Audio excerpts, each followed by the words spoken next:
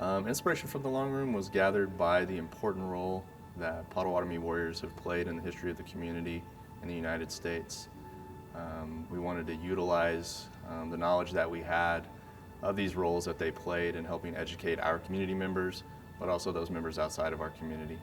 And understanding that it was very important, one, to be a Potawatomi warrior and the effect that they had on the landscape around them, but also the history of the United States. The different wars that we have displayed in the Veterans Memorial start with intertribal warfare and move chronologically through colonial warfare, early American warfare, noting the Civil War, and then on to the global conflicts that the Americans have been a part of. The honored veterans case that we have spotlights one key Potawatomi veteran each year.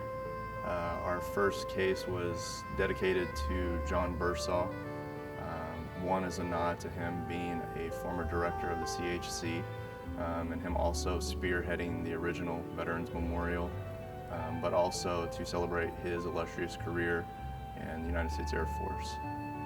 The second spotlight case was dedicated to Richard Johnson, who was a well-respected and decorated Army veteran in both World War II and Korea.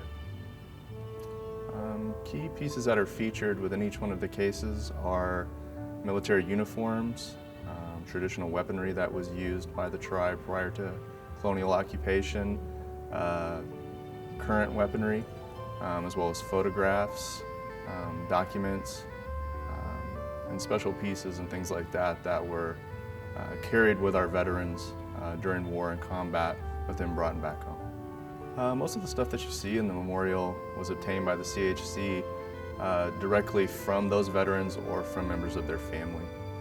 They were interested in sharing that with the community, knowing that we wanted to honor our veterans base, but also using them for educational purposes. So they approached us. They were willing to donate their materials, either for safekeeping or also for loan. So we utilize those, one, in the cases, but also to honor them. The images that you see along the wall are portraits of our military veterans. They work chronologically from what we consider our historical period, from veterans that fought during the early 19th century, all the way to the present. We have 575 portraits on the wall, which is just half of the veterans that we have records on. They were simply selected to more or less humanize the individuals, to build a connection between our veterans and our ancestors and those members of the community today, whether it be their family members or people outside of the community. Why we feature veterans on the wall is sort of a nod or an homage to more well-known veterans memorials that you see, where it's usually a muster or a listing of those veterans from the community. We wanted to do that and honor that tradition, but we wanted to take it a step further and sort of humanize it, make more of a connection between those individuals and members of the community. So in doing that, we wanted to show their portraits of them in uniform, of the age that they were when they were fighting in these wars. We feel when veterans experience the Wall of Honor, they have a great sense of pride, but are also humbled by it. To see that so many members of their own community, their brothers, their sisters, their family members, also served as comrades in arms, and the participation that Potawatomi people have played, not only in warfare on this continent, but also served in the United States. The long room was initially developed as a nod or to pay homage to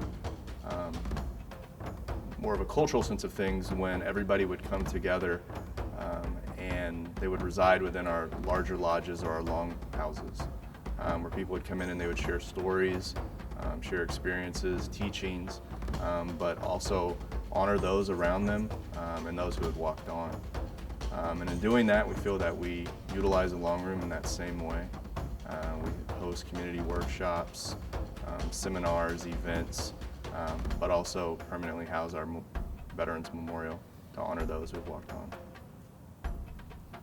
What I hope people take away from the long room, whether they be tribal members or non-tribal, is understanding the importance that our veterans and our warriors play in our communities and our society, and to be extremely appreciative of that and honored to be around so many brave individuals who are willing to put their life on the line, not only for their neighbors, but also for their people and for their ancestors.